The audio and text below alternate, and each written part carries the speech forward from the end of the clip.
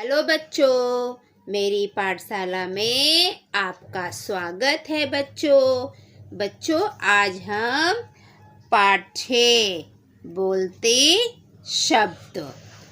बच्चों, बहुत सारी चीज़ें हैं हमारे यहाँ सजीव निर्जीव ऐसे बहुत सारी चीज़ें हैं। तो बच्चों, हर चीज़ की एक आवाज़ होती है, भले वो सजीव हो या निर्जीव हो। जैसे चिड़िया कैसे बोलती है? ची ची ची। कुत्ता कैसे बोलता है? भू भू भू। है ना? हर चीज़ की आवाज़ होती है। जब हम कुकर में खाना बनाते हैं तो सीटी की भी अपनी आवाज़ होती है।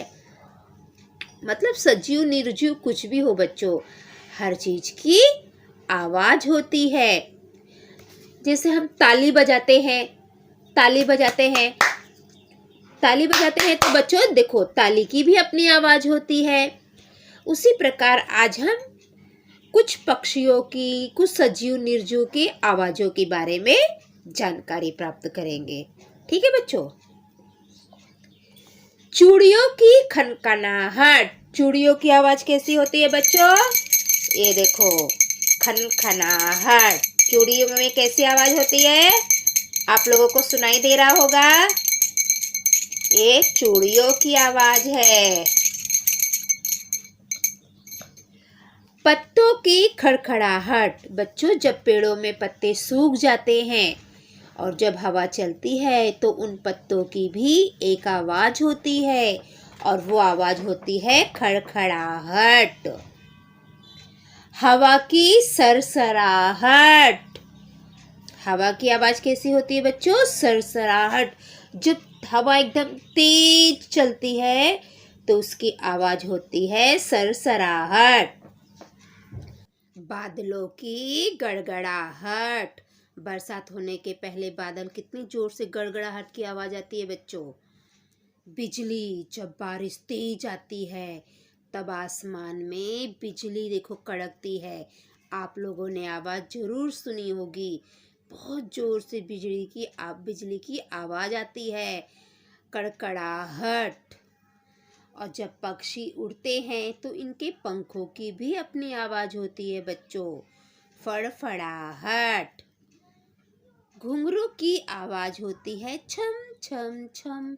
जब रात में सब सोए हों और कोई महिला या छोटी बच्ची पैरों में पायल पहने हों तो देखो बच्चों, घुंघरू की कितनी आवाज होती है उस समय। जैसे वो अपने पैर बढ़ाती है आगे चलने के लिए तो छम छम की आवाज होती है। पानी की आवाज भी होती है बच्चों। पानी की आवाज होती है कल कल कल। जब पानी जोर से एक साथ आता है ना तो उसमें आवाज होती है बच्चों। घंटी। बच्चों, घंटी की भी आवाज होती है। आप लोगों ने मंदिरों में सुनी होगी घंटी की आवाज, है ना? तो मेरे पास भी घंटी है। तो ये किसकी आवाज है बच्चों? घंटी की, है ना? आप मंदिर में जाते हैं तो घंटी बजाते हैं। बच्चों, हमें अपने घर में भी घंटी बजानी चाहिए। ऐसे, ये किसकी आवाज हो गई? घंटी की। बूंदों की आवाज। बच्चों, कभी कभी हमारे नल खराब हो जाते हैं तो देखो उसमें से एक एक बूंद पानी गिरते रहता है। अगर नीचे हम उस जो नल में से एक एक बूंद पानी गिरते रहता है उसके नीचे अगर हम छोटी सी बाल्टी लगा देते हैं तो देखो जब बाल्टी में पानी की बूंदें गिरती है तो टप टप टप करके आवाज आती है। ये बहुत लोगों ने ये आवाज सुनी होगी क्योंकि नल तो बाथरूम में खराब हो ही जाते हैं। तो जब उसे हम बंद करते हैं उसके बाद भी उसमें से एक एक बूंद पानी टपकते रहता है तो उस समय जो बूंद गिरते हैं उसकी आवाज होती है टप टप टप। फिर उसके बाद आता है चिड़िया। सुबह देखो बच्चों, जब लाइट नहीं थी, अभी पानी भर गया था, जब बहुत बरसात हुई थी और सब जगह पानी भर गया था, लाइट भी बंद हो गई थी, तो मैं सुबह सो के उठी थी तो हमारे यहाँ गार्डन है। गार्डन में चिड़ियों की, सबकी बहुत सुहानी आवाज़ आ रही थी।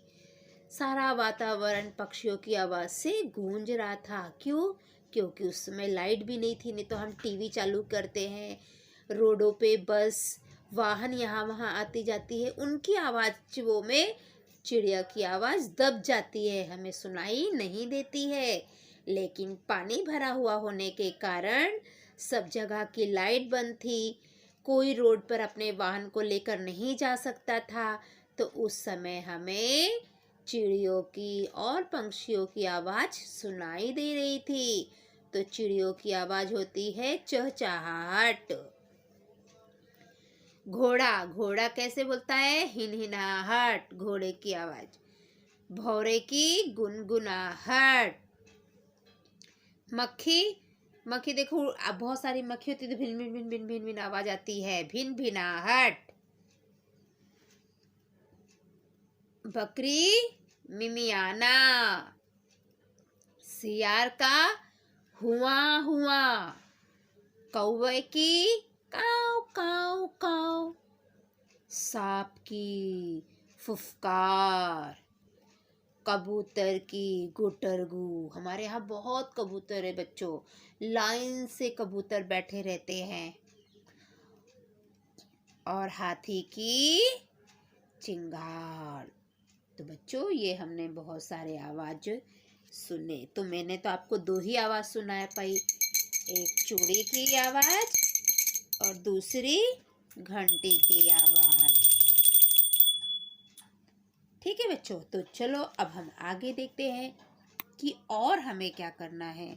बस अभी आपको क्या करना है कि जो पशु और पक्षी हैं इनकी बोलियों की आवाज़ को लिखना है, ठीक है। और पक्षियों की और प्राणियों की अलग अलग समूह बनाओ, एक दो ग्रुप बनाओ। एक ग्रुप में आप सभी पक्षियों के नाम लिखो, दूसरे ग्रुप में आप सभी प्राणियों के नाम लिखो, ठीक है। और इसमें से आप किस किस की ध्वनि को एकत्र कर सकते हो, इन सब की ध्वनि को सुनने के लिए बच्चों आपको इंटरनेट की सहायता लेनी पड़ेगी। इंटरनेट पे जाकर आप इन सारी ध्वनियों को सुन सकते हो कि कबूतर कैसे बोलता है, कौवा कैसे बोलता है, चूड़ियों की आवाज़ कैसी होती है, वो सब जानकारी आपको वहाँ से मिल जाएगी। बच्चों इस बोलते शब्द को, ये सारा जितना हमने पढ़ा है ये आपको कॉपी में लिखना है, ठीक है बच्चों। और यहाँ पर ही हमारी ये पाठशाला समाप्त होती है बच्चों। अगली पाठशाला में हम कल फिर मिलेंगे। अगर आप मेरी पाठशाला में नए हैं तो मेरी पाठशाला को लाइक करें, सब्सक्राइब करें और कमेंट करें और अपने दोस्तों में ज़्यादा से ज़्यादा शेयर करें ताकि सभी बच्चे मेरी पाठशाला का लाभ ले सके।